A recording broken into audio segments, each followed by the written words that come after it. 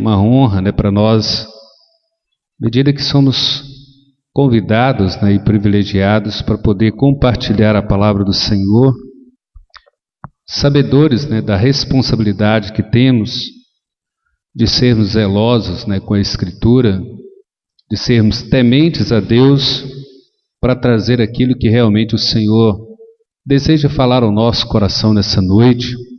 E, na verdade, nós não passamos de um mero instrumento, né, nas mãos de Deus, para Ele nos usar da maneira que Ele quer, da maneira que agrada o coração de Deus. E, mais uma vez, nós agradecemos, né, por esse convite, por essa oportunidade de poder estar aqui juntamente com os irmãos. E peço a Deus que seja gracioso conosco no entendimento da sua palavra nesse instante. Nós queremos convidar os irmãos para abrir a palavra do Senhor em Romanos, capítulo 3, do versículo 23 até o versículo de número 26.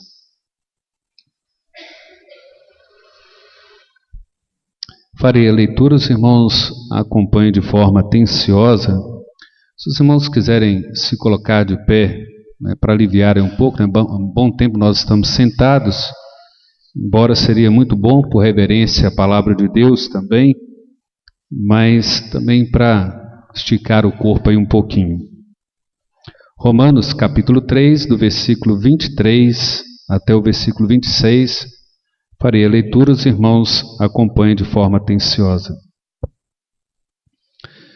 Pois todos pecaram e carecem da glória de Deus, sendo justificados gratuitamente por sua graça, mediante a redenção que há em Cristo Jesus, a quem Deus propôs no seu sangue, como propiciação mediante a fé, para manifestar a sua justiça, por ter Deus, na sua tolerância, deixado impunes os pecados anteriormente cometidos, tendo em vista a manifestação da sua justiça no tempo presente, para Ele mesmo ser justo e o justificador daquele que tem fé em Jesus.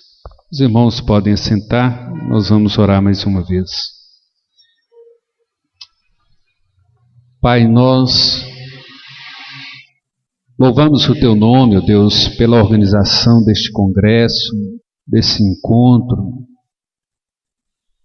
desse momento que o Senhor tem nos dado a alegria de reservar, ó Deus, para o estudo da Tua palavra.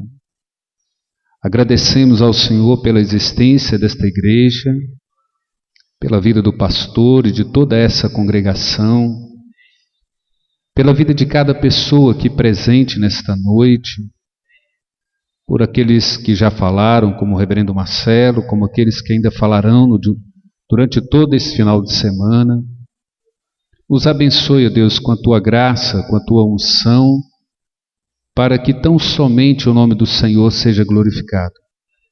Nós imploramos a Tua bênção na explicação, no entendimento, nos dando sabedoria, nos dando toda a humildade, para que o nome do Senhor seja glorificado.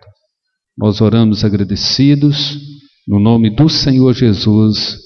Amém, ó Pai. Ok, irmãos, o desafio para nós nessa noite é falar sobre justificação pela fé somente.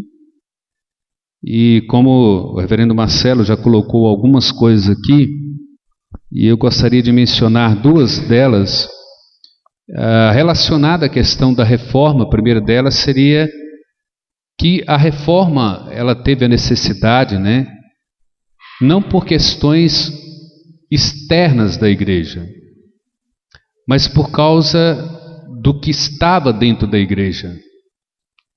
E hoje nós não estamos tão distante da reforma, e a igreja carece de uma reforma dentro da própria igreja. Hoje nós temos um problema muito sério, principalmente com respeito a essa questão da justificação somente pela fé, e é uma questão que divide muitas igrejas chamadas igrejas evangélicas, e inclusive muitas igrejas chamadas igrejas reformadas, por não compreender, por não entender claramente o que é de fato a justificação pela fé somente.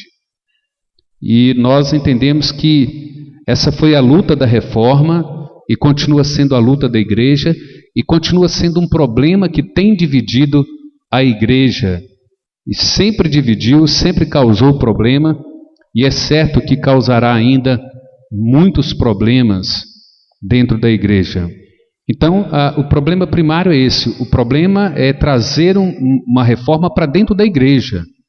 Porque não adianta nós nos preocuparmos com as leis mundanas, com a legitimação do pecado, com o evangelho que se prega por aí, se nós mesmos hoje não estamos fundamentados numa teologia plenamente reformada. Se há divisão dentro da igreja com questões de uma doutrina sólida, de uma doutrina bíblica que mantém a unidade da igreja. E essa é a questão secundária que nós colocamos aqui, ou como segunda causa, que é de fato entender essa doutrina na sua essência. Como se diz, é doloroso, é triste a gente conviver no meio evangélico onde as pessoas têm medo de perder a salvação, onde as pessoas não têm a mais plena convicção de vida eterna, e são crentes, são professos, são batizados, falam em línguas, curam, mas não entendem o que é a justificação pela fé de uma garantia de uma vida eterna tão somente em Jesus Cristo.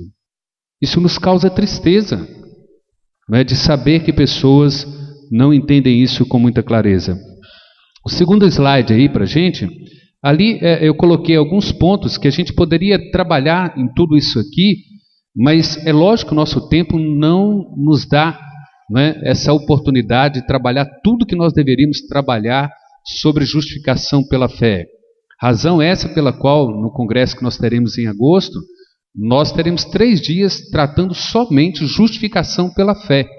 Então nós vamos tentar resumir aqui e trazer alguma coisa assim, e quem sabe provoque a sede dos irmãos, quem sabe vocês estejam conosco lá em agosto, né, para que a gente trabalhe essa questão com mais detalhes. Então nós vamos tratar ali, olha, qual é a fonte da justificação? Qual a mola propulsora da justificação? Desculpa, o terceiro ali foi repetido porque eu estava com 26 slides e eu fui enxugando isso para transformar isso em apenas 3 slides. O terceiro aí é qual é a base da nossa justificação, e o quarto, qual o instrumento da justificação, e o quinto, qual o fim maior da justificação. Depois a gente conserta ali, né, e passa aí para os irmãos. Então vamos lá para o primeiro. Qual a fonte da justificação? Terceiro slide. A fonte da justificação é o próprio Deus. Como que é interessante a gente olhar para o ser de Deus e compreender Deus nessa doutrina da justificação.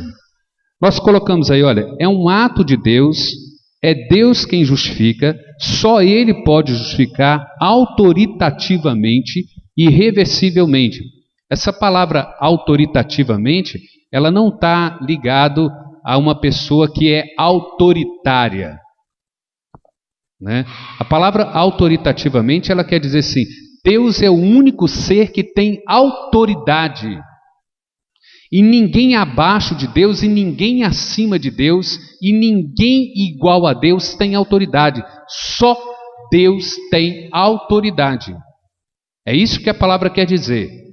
Deus não está competindo com ninguém, não há ninguém menor ou maior do que Deus que tem autoridade para competir com Ele. Deus é o único ser no universo que tem autoridade, e ninguém mais.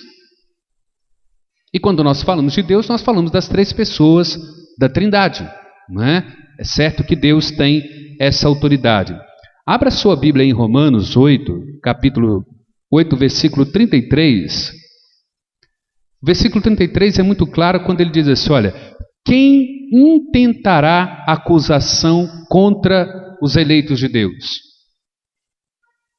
Então por aqui a gente já percebe que justificação pela fé, ela não é para todo ser humano. A gente já começa a provocar aqui uma divisão, já começa a provocar uma ira, a princípio, com esse texto. Então está dizendo aqui, olha, quem intentará acusação contra os eleitos de Deus? E aí ele diz, é Deus quem os justifica. Então, justificação pela fé, olhando para esse Deus aí como a fonte da justificação, Deus não está preocupado, Deus não tem o objetivo de justificar todo ser humano na face da terra. E isso causa divisão na igreja, inclusive em igrejas reformadas. É um problema sério, mas é uma verdade doutrinária, é uma verdade escriturística, é uma verdade bíblica. E nós vamos entender isso aí para frente. Então ele está dizendo, quem é que intenta a acusação contra os eleitos de Deus? É Deus quem o justifica, ou seja, o projeto de justificação, o plano de justificação, a execução da justificação, a ideia da justificação é plenamente, unicamente de Deus. Só Ele é autoritativamente juiz para julgar, para fazer isso conforme lhe apraz. Próximo slide. Por que nós afirmamos isso? Porque só Ele é o legislador e tem poder para salvar e destruir. Abra sua Bíblia aí em Tiago, capítulo 4, versículo de número 12. Quando Tiago nos apresenta isso aí, e aí eu quero ir trabalhando os textos para a gente ter um fundamento bom. Então o versículo 12 diz assim, um só é legislador e juiz, aquele que pode salvar e fazer perecer. O que nós precisamos entender como fonte da justificação? A pessoa de Deus é o único ser onde justificação simplesmente compete a Ele. E nós vamos ver por quê? Porque Ele é a pessoa ofendida, Ele é a pessoa que tem autoridade tanto para perdoar como para condenar. Isso compete unicamente a Deus. E quando diz que Ele é o legislador, isso implica que somente Ele estabelece a regra, somente Ele estabelece o padrão, somente Ele estabelece o tamanho da ofensa, só Ele estabelece o tamanho do castigo e só Ele estabelece o meio do perdão desse castigo. Ninguém mais interfere nisso. Por quê? Porque Ele é o único legislador. Então Ele é a pessoa ofendida, Ele é a pessoa que vai executar o castigo e o juízo, e Ele é a própria pessoa que vai providenciar o perdão desse castigo. Ele estabelece o meio, a regra, o padrão e o princípio. Ele é a pessoa central dessa justificação. Ele é a pessoa que foi ofendida pelo pecado. Então compete a Ele, legislador, estabelecer o tamanho do castigo, a intensidade do castigo, porque Ele foi o ser ofendido pelo pecado. E Ele é o único ser que tem autoridade para estabelecer um meio pelo qual ele será satisfeito como o ofendido, como a parte prejudicada, como a parte que sofre por causa do nosso pecado. Então isso não compete a nenhum outro ser humano a não ser o próprio Deus. O segundo ponto está aí assim, olha, a Ele é devida a dívida de sofrimento pelo pecado e de agir com justiça. E, portanto, só Ele pode dar a quitação pelo pagamento ou libertação do devedor. Então não adianta a igreja presbiteriana, a metodista, a batista, a maranata, a assembleana ou a católica definir como se salva alguém, como alguém é salvo, como alguém tem perdão diante de Deus, como alguém chega até o céu. Não é por meio de indulgências, não é por meio de boas obras. Deus estabelece. Há uma regra bíblica da qual Ele implanta, da qual Ele ensina e que nós devemos simplesmente submeter e aceitar e sujeitar como regra dele, como princípio dele, para entender o que é de fato a justificação. O Salmo 51, versículo 4 aí, é um texto conhecido nosso. não é? Lembra de Davi falando lá na sua confissão? Senhor, pequei contra ti somente, e fiz o que era mal contra ti. O meu pecado é contra o Senhor, a minha ofensa é contra o Senhor, a parte ofendida é o Senhor. E ele diz assim: o Senhor é tido como justo no teu julgar. A maneira que o Senhor julgar, a maneira que o Senhor estabelecer a condenação, a maneira como o Senhor estabelecer o perdão, o Senhor será justo em todos os teus atos. O Senhor salva quem o Senhor quer, do jeito que o Senhor quer, a hora que o Senhor quer. E o Senhor condena quem o Senhor quer, do jeito que o Senhor quer, a hora que o Senhor quer. É esse o entendimento. Abra aí Marcos capítulo 2, versículo 7. O que diz aí o evangelista Marcos, capítulo 2, versículo 7.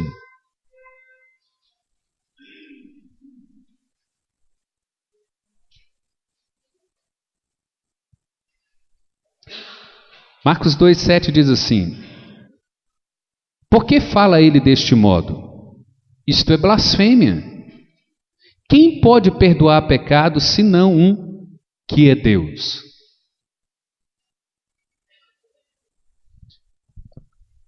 Teoricamente, todos os evangélicos creem nisso, que só Deus perdoa pecado. O grande problema, né, o que é a causa divisória aqui, o divisória entre nós evangélicos, é que nem todo mundo aceita o princípio de Deus para perdoar alguém. Como que Deus estabelece uma regra de perdão? O meio pelo qual Ele perdoa, o meio pelo qual Ele diz que você está perdoado pelos seus delitos e pecados. Nós até concordamos que Deus é a única pessoa, o único ser que perdoa, mas nós discordamos no meio, na regra, no princípio, no meio que Ele estabeleceu como perdão para o homem, para o pecador. E esse é um problema sério. Se nós não entendemos isso à luz da Escritura, é certo que muitos evangélicos hoje ainda não foram perdoados. E aí eu não posso dizer que sejam evangélicos. Podem ser membros de igreja, podem ser professos, podem ser batizados, mas nunca foram perdoados por Deus, porque não entendem o princípio, a regra, o meio que Deus estabeleceu para o perdão dos pecados. E esse é o problema que a reforma vem trazer, essa justificação somente pela fé em Jesus Cristo. E às vezes as pessoas falam assim: mas é só isso aí? É só crer em Jesus? Parece que esse só é muito desprezível. É só crer na obra redentora de Cristo? Aí você diz: somente isso. Ah, mas isso é muito pouco. Porque você não entende o que é a obra redentora de Cristo. Você não entende o valor, a suficiência, a riqueza dessa obra redentora. Então, a primeira coisa que nós temos que entender é o seguinte: de onde procede essa fonte da justificação? Do próprio ser de Deus. Você precisa colocar na sua mente, no seu coração: Deus é o Criador, Deus estabeleceu a promessa, a aliança lá no princípio, no Éden, e essa aliança foi quebrada e houve uma condenação. Ele diz: olha, se comeres, certamente você morrerá. E ele agora estabelece o meio de perdoar esse homem. Ele é a parte ofendida, mas ele é o ser que se dispõe a providenciar o meio do perdão. E para que esse perdão seja aceito, ele estabelece o padrão desse perdão. Para satisfazer a sua justiça, para satisfazer a sua santidade, há um padrão elevado.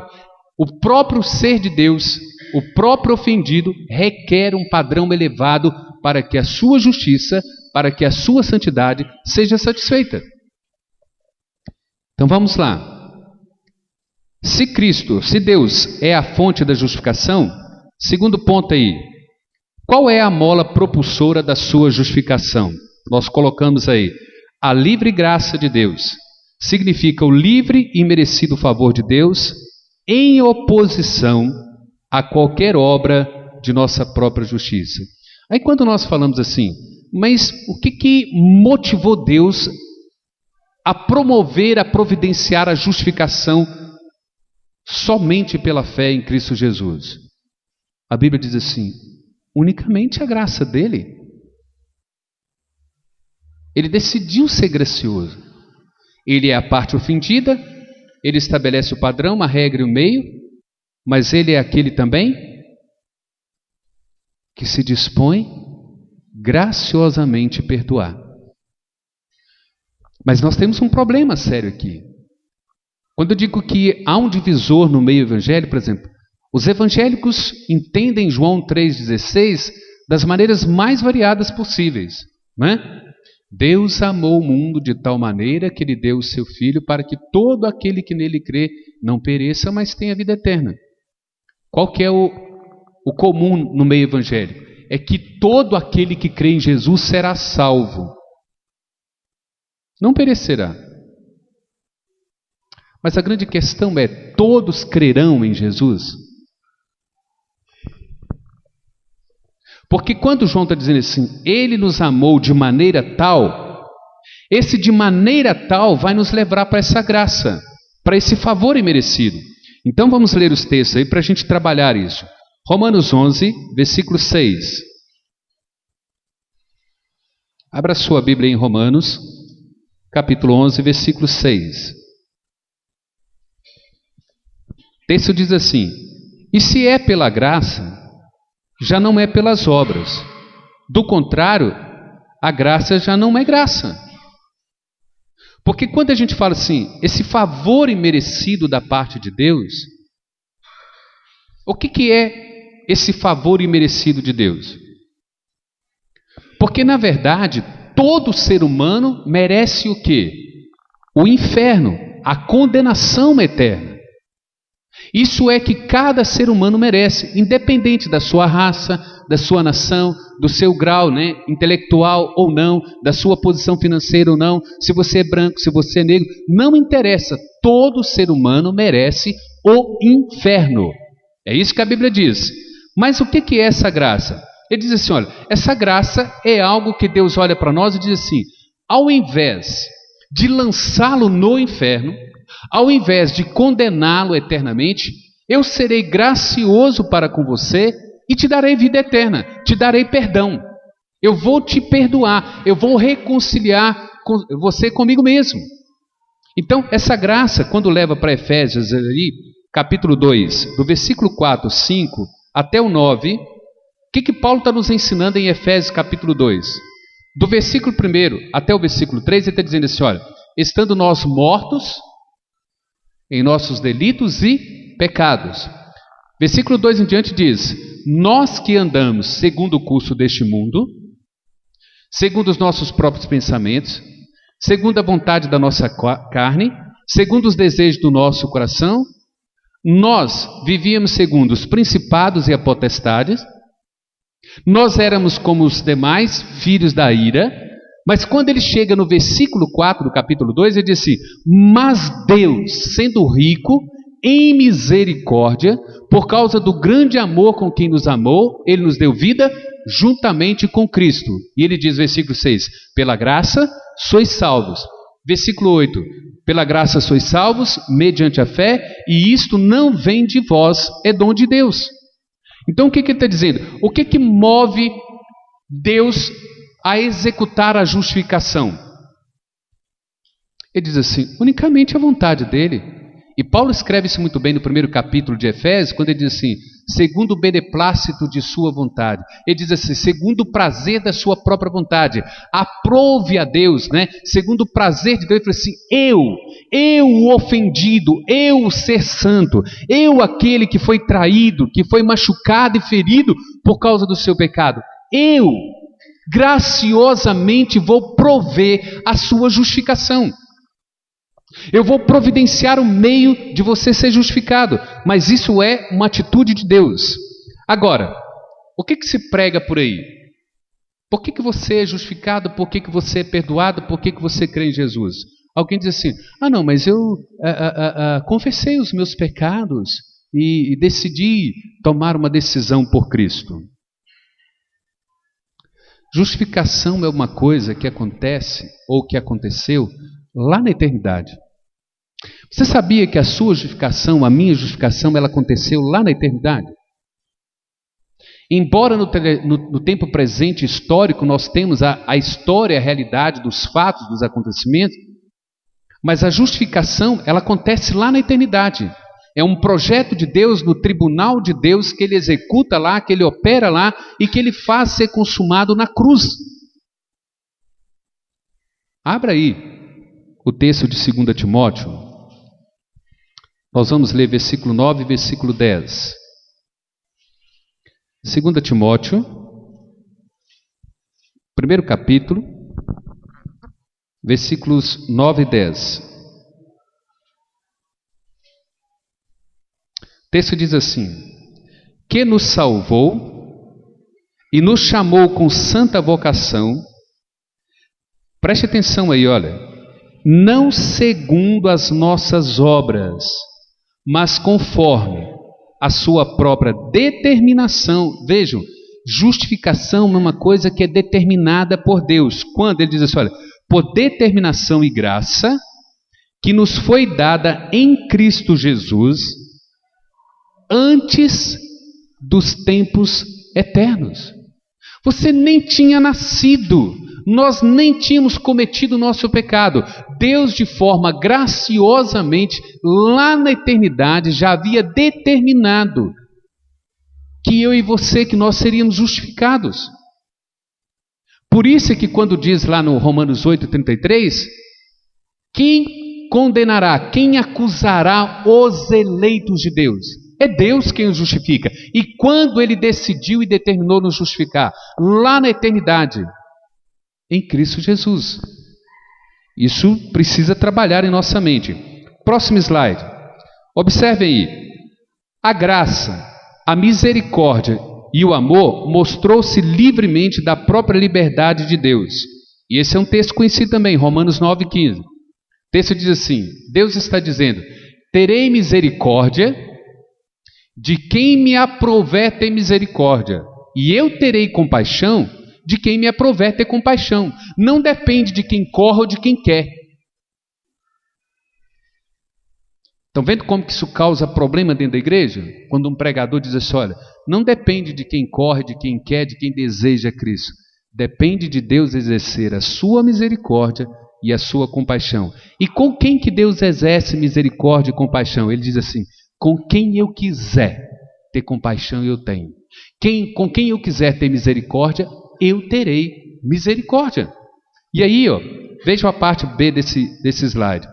E isso é confirmado porque não houve, nem há nada em nós, senão o que pode levar Deus a nos condenar, pois todos pecamos, conforme Romanos 3,23.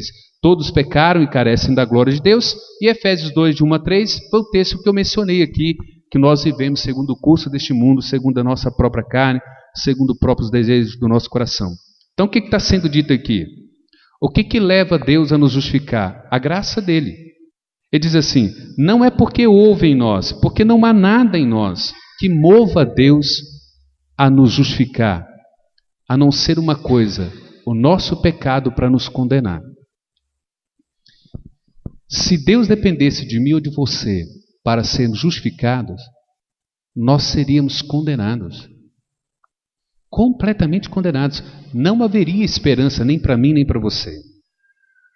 Então o que move o coração de Deus é a sua própria graça, é a sua própria vontade, é o seu próprio prazer de querer então justificar e de declarar justo aquele a quem Ele quer ter misericórdia e quem Ele quer ter compaixão. Terceiro ponto aí, qual a base da justificação? A base da justificação é a redenção em Cristo Jesus. Ou seja, a obra redentora, essa morte de Cristo, né? O seu nascimento, o seu sofrimento, a sua condenação, a sua morte, né? A sua ressurreição, a sua ascensão, a sua vinda, esse pacote completo é a obra redentora de Cristo. Não basta apenas morrer por nós. Era necessário Ele vencer a morte e ressuscitar para garantir a nossa vida eterna. Porque morrer, irmãos, não basta apenas alguém morrer para salvar alguém. Lembra o que eu disse no início? a base da justificação é o próprio Deus. Ele é o ofendido, ele estabelece o meio, ele estabelece o padrão para que se seja justificado. E por que então ele coloca a sua obra, redentora, essa base da sua justificação, a pessoa do Senhor Jesus, a sua obra redentora, a sua morte? Porque teria que ser uma morte, teria que ser um sacrifício de alto nível, completamente santo, para satisfazer a justiça de Deus, a ira de Deus, a santidade de Deus.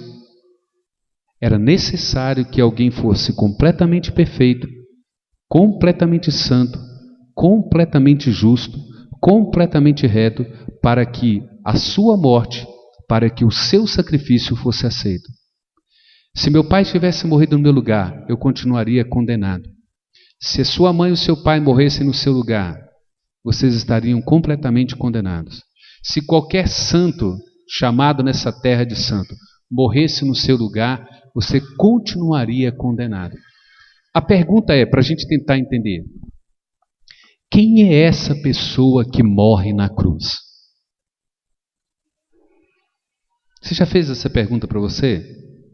Quem é essa pessoa que eu digo que pela fé nele eu estou justificado, eu estou perdoado de todos os meus pecados?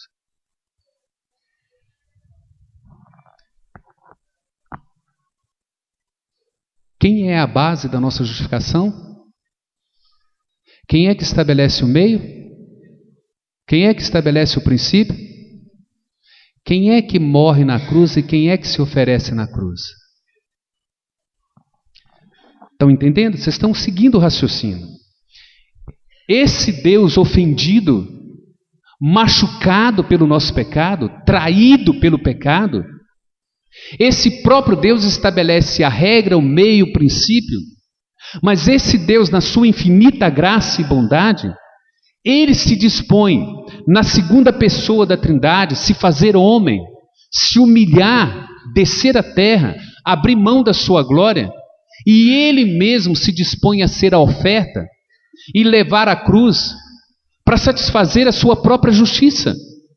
O padrão dele é tão elevado que não haveria outro ser a não ser ele mesmo, para quitar a dívida nossa com ele. Não haveria outro ser nesse universo que poderia satisfazer a sua própria santidade e justiça a não ser ele mesmo. Então a razão pela qual ele se torna homem, ele desce à terra, ele toma a nossa forma, ele assume sobre ele os nossos pecados, é porque somente ele, totalmente santo, totalmente Deus, totalmente homem sem pecado, poderia satisfazer a sua própria justiça, a sua própria santidade. O que Deus faz? Deus desce à terra para punir a si mesmo, para satisfazer a si mesmo, para satisfazer a sua própria santidade, ele se dispõe a morrer e punir a si mesmo e castigar a si mesmo. Sabe por quê? Por causa do seu pecado, por causa do meu pecado. Quando eu digo que isso causa divisão na igreja, porque as pessoas não compreendem o que é justificação. Vejam bem, se Deus desceu da sua glória e se fez homem para substituir o Marcelo naquela cruz, e lá naquela cruz ele pagou cada um dos pecados do Marcelo, ele quitou cada uma das dívidas do Marcelo, punindo a si mesmo, castigando a si mesmo, satisfazendo a sua santidade, a sua justiça. Qual é a probabilidade dele condenar o Marcelo agora?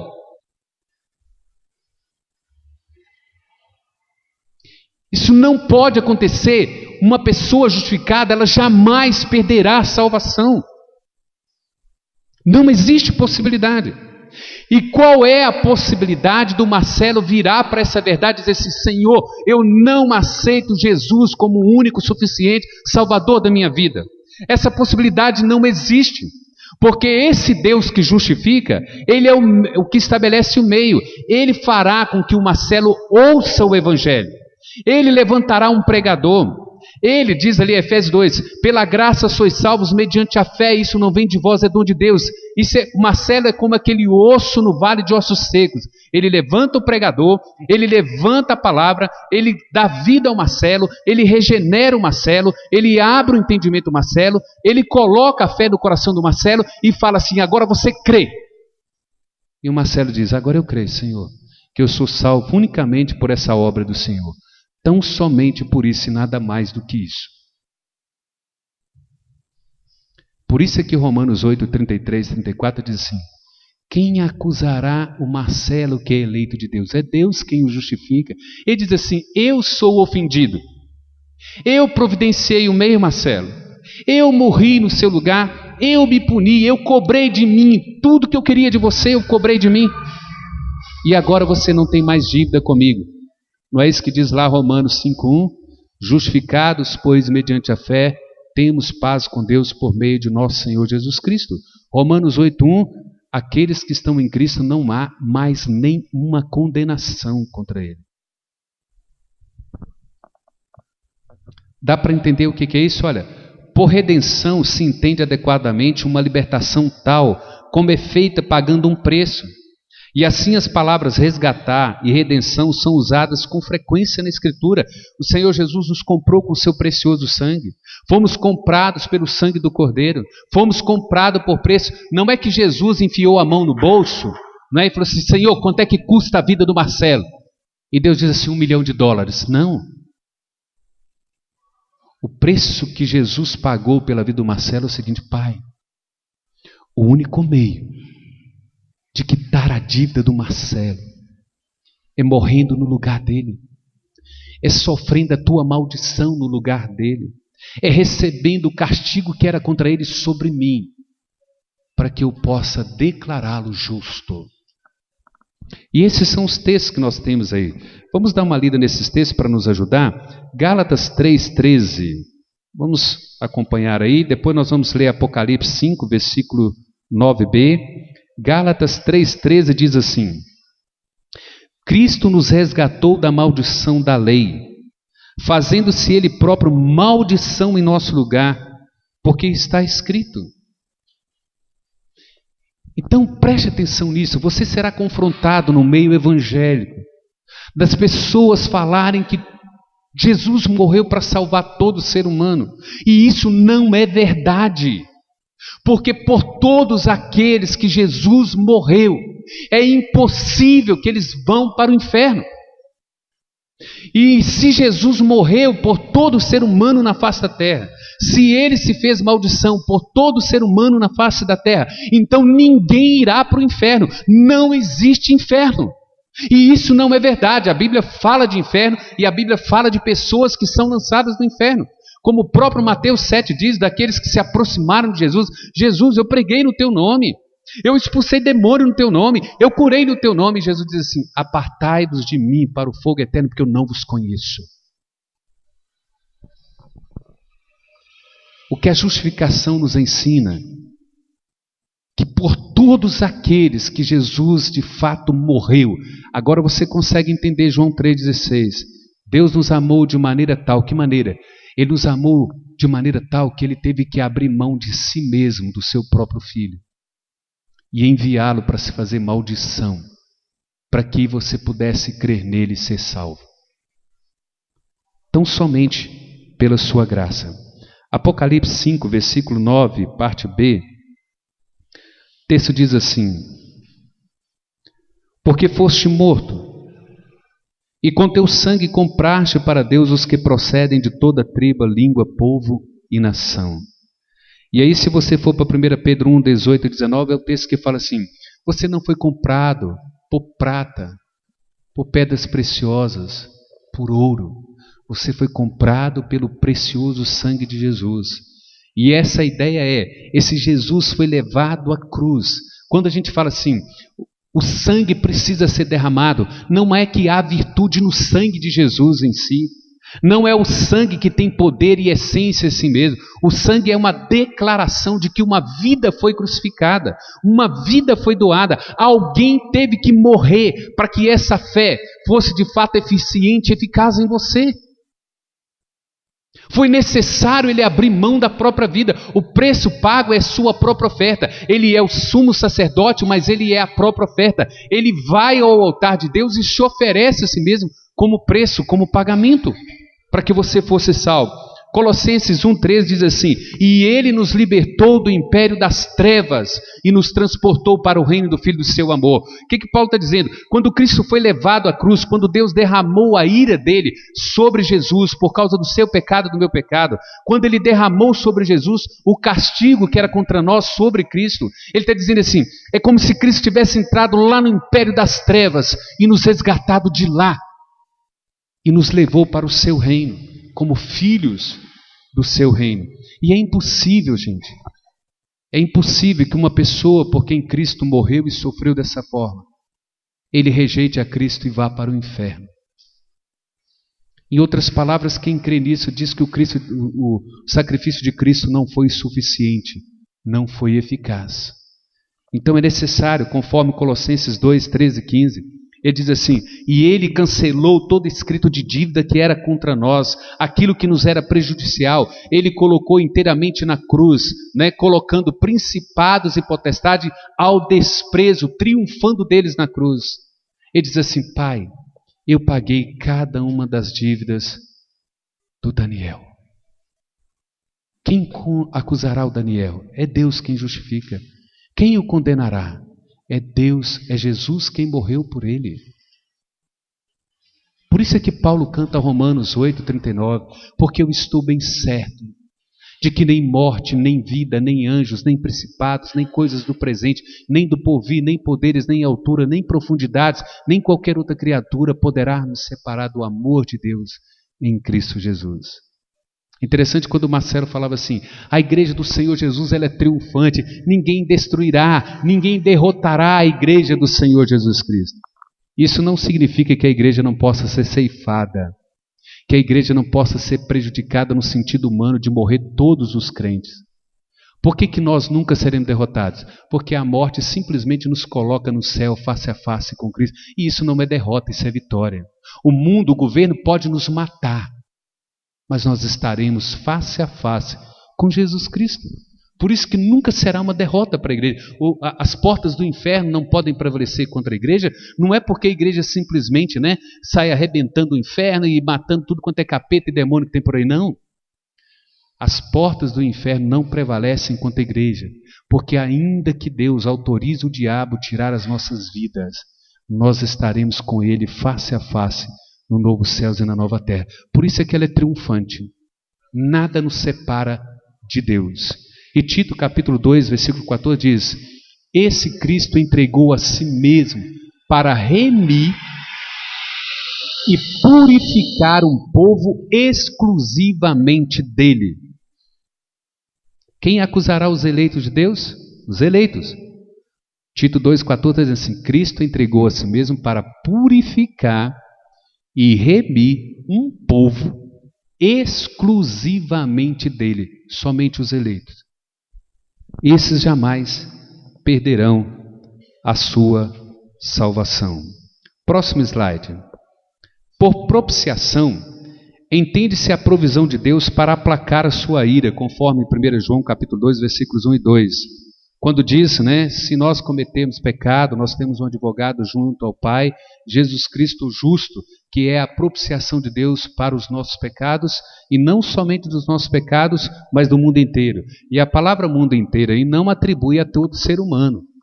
Ele está dizendo assim, no mundo inteiro, onde houver um eleito, onde houver um ser humano que Cristo tenha morrido por ele na cruz, ele será justificado, ele será declarado justo no Senhor Jesus Cristo. Vamos ler apenas Hebreus 10, 14, para a gente entender essa propiciação pelo mundo inteiro. O que diz Hebreus 10, 14? Diz assim, porque com uma única oferta aperfeiçoou para sempre quantos estão sendo santificados.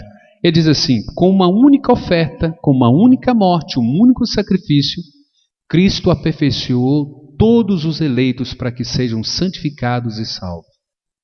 Jesus não precisa fazer absolutamente mais nada. E nós, mais ainda, não precisamos fazer absolutamente mais nada para sermos salvos. Até mesmo a fé que nós cremos, ela é um dom de Deus a nós. Não se faz nada para a salvação. Simplesmente recebemos a fé de Deus para crer em Jesus Cristo. Nós fazemos no processo de santificação. Mas em salvação, o ser humano não coopera em nada com Deus. A salvação, ela é unicamente pela fé em Jesus Cristo, tão somente de forma gratuita, segundo a própria graça de Deus, segundo o próprio favor de Deus. Próximo slide, 4º ponto. Qual o instrumento da justificação? A fé é a causa instrumental de receber esse benefício. A fé em Cristo, o objeto dessa fé. Esta fé em crer em Cristo, para que sejamos justificados por Ele, conforme Gálatas 2,16, Atos 26,18 e Atos 10,43. O que nós queremos destacar aqui? Nós convivemos como evangélicos que batem no peito por dizer assim: eu tenho fé em Jesus Cristo. Eu tenho fé que eu serei salvo. Eu tenho fé que o meu filho será salvo. Talvez você diga a si mesmo, né? Ou para você mesmo, dizendo assim: eu estou salvo porque eu creio em Jesus Cristo. Se você voltar lá para João, capítulo 20, versículos 30 e 31, João está dizendo assim: todas essas coisas foram escritas e registradas para que creiais que Jesus é o Filho de Deus, o Messias, e então você será salvo. Então não é meramente falar assim: eu creio em Jesus Cristo. João está dizendo: se você precisa crer que Jesus é, como Marcelo ressaltou aqui em Mateus 16, que diz os homens que eu sou? Tu és o Cristo, o Filho do Deus vivo. Eu creio quem é o Senhor. Eu creio que tu és o prometido de Deus. Eu creio que tu és aquele que haveria de vir e morrer em meu lugar e pagar pelos meus pecados. Eu creio que tua obra é completamente perfeita, única e eficaz. Eu creio que eu não preciso fazer mais nada. Eu creio que essa fé que eu digo que eu creio, ela é uma dádiva do Senhor. E eu creio que toda essa obra da salvação procede do Senhor e unicamente da tua graça. E eu não poderia crer, e eu não poderia desejá-la se não fosse unicamente pela tua graça. E é por isso que eu tenho vida eterna, porque essa vida eterna, essa justificação, ela depende unicamente do Senhor e nada de mim. O que nós estamos querendo dizer? A fé, ela precisa ter um objeto. Você crê em quê? No quê? Não basta dizer que você simplesmente crê em Jesus Cristo. Você crê o que de Jesus Cristo? Você crê que Jesus morreu para salvar todo homem? Então você não sabe o que é uma fé salvadora. Você crê que todo ser humano foi justificado por Deus? Então você não entende o que é fé em Jesus Cristo. Você precisa voltar para a Escritura e entender que o objeto da fé é Jesus. Não é a minha fé que tem poder nela. Não é a fé que tem autoridade para me colocar no céu. Mas é o objeto da minha fé. É a pessoa em quem eu creio. É na obra que Ele fez que eu creio.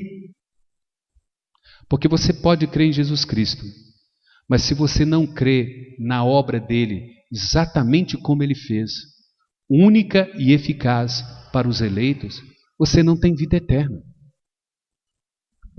Você precisa crer em Jesus, você precisa entender. Esse Deus, o ofendido, esse Deus, o machucado pelo pecado, Ele se fez carne nessa pessoa. E a minha fé está centrada nessa pessoa, nesse Deus que se fez carne. A minha fé está centrada nesse Deus que estabeleceu o meio, a regra e o padrão para que eu seja justificado. A minha fé está centrada nesse Cristo que diz assim: você só entra no céu porque eu quitei a sua dívida, porque eu morri no seu lugar, eu sofri o seu castigo, eu paguei todo o seu pecado. A fé, ela tem um objeto, ela tem uma razão de ser. Não é a fé em si mesmo. As pessoas dizem assim, sangue de Jesus tem poder, né? Eu tenho fé em Jesus Cristo e estou salvo. Pare com isso. Comece a entender a Escritura e ser inteligente na Escritura e ser racional na Escritura. Comece a entender a Escritura para que você tenha convicção. Sou justificado.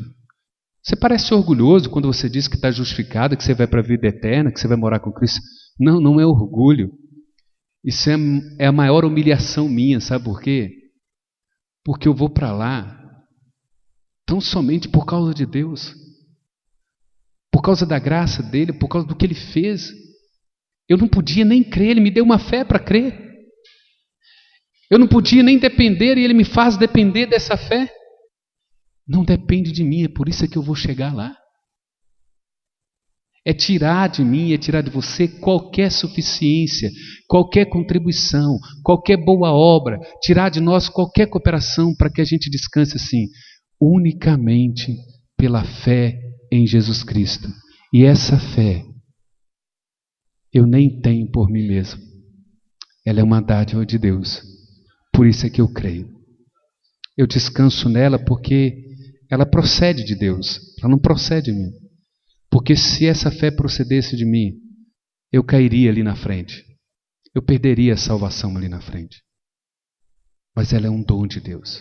Um dom irrevogável. Não se tira essa fé. Próximo slide. Só falta mais um slide depois desse, tá, irmãos? Observem isso. Esta fé não nos justifica como um ato de justiça, ganhando e obtendo a nossa justificação pela obra dela, pois isso seria justificação pelas obras. As pessoas dizem, eu sou salvo porque eu creio em Jesus.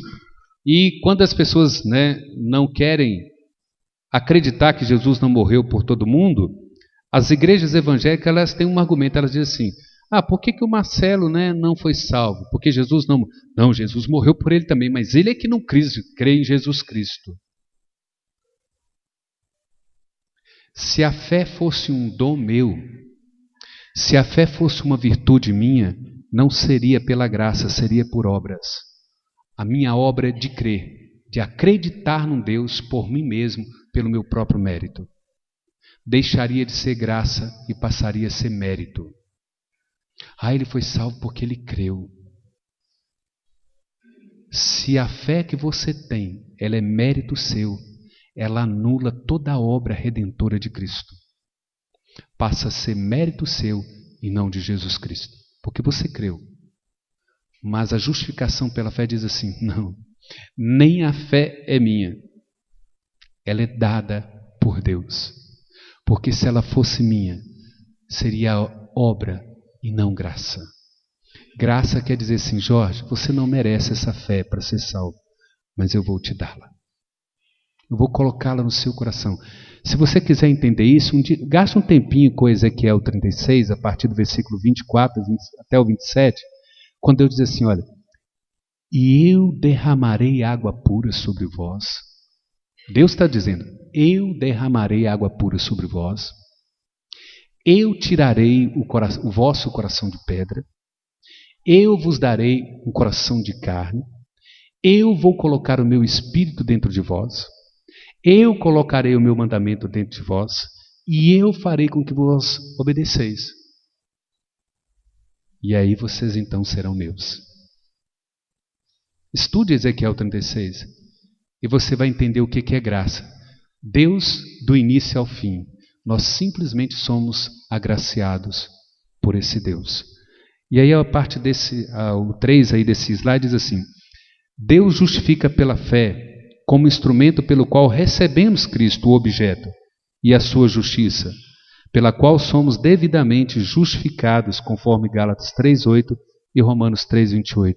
Ele diz assim, nós somos declarados justos. O que isso significa? Se a Bíblia diz que todos nós pecamos e carecemos da glória de Deus, se nós não temos essa fé, se nós não temos habilidade para querer ir até Deus, se a única coisa que nós temos é pecado para sermos condenados, então a justificação pela fé está dizendo assim, quando Deus levou Cristo à cruz, Ele pegou todo o meu pecado toda a minha transgressão, conforme Isaías 53, lembra? Certamente ele tomou sobre si todas as nossas transgressões, todas as nossas iniquidades, o castigo que era contra nós foi lançado sobre ele. Então ele pega tudo que tem no Jorge. O que tem no Jorge? Miséria, pecado. Pecado, miséria, miséria, pecado. Então ele pega tudo que tem no Jorge e leva sobre o filho dele, Jesus Cristo. E pune o filho dele. Falou, o que eu faria com Jorge, eu vou fazer com você, meu filho. Em contrapartida, o que a justificação pela fé está dizendo? Esse Jesus, que é santo, que é perfeito, que nunca pecou, que é o próprio Deus que se fez carne, ele satisfez a justiça de Deus, ele satisfez a santidade de Deus. Deus então pega a sua justiça e diz assim, Jorge, eu te dou fé para que você creia em toda essa obra, e por causa dessa fé nessa obra, nessa pessoa, eu te declaro justo. Você não se torna justo, você é declarado justo. Por que declarado justo? Porque nós continuamos a pecar. Nós precisamos de Jesus Cristo constantemente. Se Ele te tornasse justo, você nunca mais pecaria. E o único lugar que nós seremos completamente justos é lá nos céus. Lá nós nunca mais pecaremos, mas baseado, fundamentado na justiça do próprio Senhor Jesus Cristo. Quinto e último slide, aí, o quinto ponto e último slide. Qual o fim maior da nossa justificação? Volte lá para Romanos 3, para a gente entender isso aí. E aí eu termino com esse slide. Versículo 26 diz assim: tendo em vista a manifestação da sua justiça, no tempo presente para ele mesmo ser justo e o justificador daquele que tem fé em Jesus Cristo. Na igreja evangélica, onde o pensamento é arminiano e não reformado, o que ele diz? Deus amou o mundo de tal maneira que deu o seu Filho unigênito para que todo que nele crê não pereça, mas tenha vida eterna.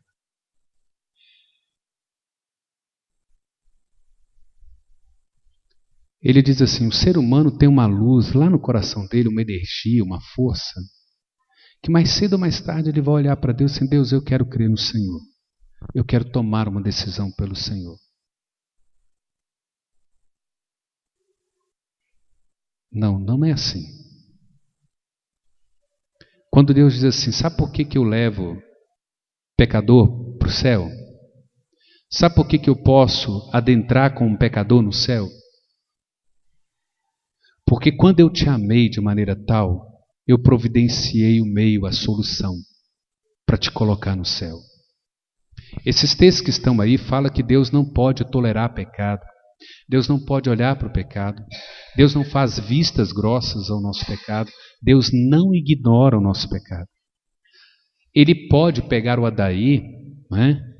Ele pode pegar o pastor Erisvaldo, ele pode pegar o presbítero Dai e levar para o céu, e pegar você e levar para o céu, e continuar sendo justo, porque esse é o fim maior, né? Fala, por que Deus determinou que no sangue de seu filho ele justificaria o pecador? Para que ele pudesse dizer em alto e bom som, eu sou justo. Para que eu pudesse colocar cada um de vocês pecadores no céu, eu tive que abrir mão do meu filho. Eu tive que punir o meu filho, eu tive que matar o meu filho e eu tive que cobrar o meu filho para que eu me torne justo e justificador daquele que eu levo para o céu. O meu amor não é um amor negligente. O meu amor não é um amor conivente com o pecado. O meu amor não é um amor complacente com o pecado. Para que eu pudesse amar você de tal maneira, eu tive que me fazer homem, habitar entre você, tomar a sua forma, me punir, me castigar, para que eu continue sendo justo e possa te levar para o meu céu. É isso que o texto está dizendo. Deus justifica livremente pela graça, porém seria um defeito para a justiça de Deus perdoar sem uma satisfação e justiça realizada. E, portanto, embora Ele é gracioso e misericordioso, não inocenta o culpado. Se Deus nos amasse, simplesmente nos amasse, e levasse todos nós para o céu, sem a justificação em Cristo, Deus seria uma pessoa injusta consigo mesmo. Não é que Ele deve satisfação para ser humano, Ele não deve satisfação para o diabo, Ele deve satisfação para Ele mesmo. É a santidade dele, diz assim: você, enquanto santo, você não pode entrar com pecador no céu. E aí o que Ele faz? Mas e se eu punir a mim mesmo? E se eu cobrar de mim mesmo? E se eu oferecer a minha própria vida como oferta? Aí a santidade dele, a justiça dele diz assim: assim você pode declarar o pecador justo e trazê-lo para o céu. Então, justificação somente pela fé é entender todas essas coisas na sua essência. Fora disso, nenhum ser humano é justificado na face da terra. Tão somente por aí.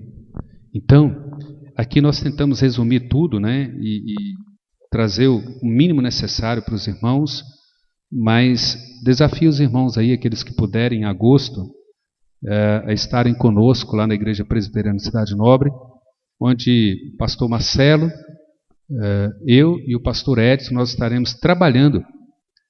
Nós vamos redividir esses pontos para os 3, e cada um dos 3 ficará aí com 2 ou 3 pontos para trabalhar quinta-feira à noite, sexta à noite e sábado à noite. Então nós teremos bastante tempo para dar espaço para pergunta, né, tirar as dúvidas dos irmãos e assim tentar aí trazer uma palavra muito boa, né, sobre a justificação pela fé somente. Esse é um assunto que a igreja precisa aprender, porque a igreja é dividida por causa da justificação pela fé. Igrejas, crentes evangélicos divididos por causa dessa justificação.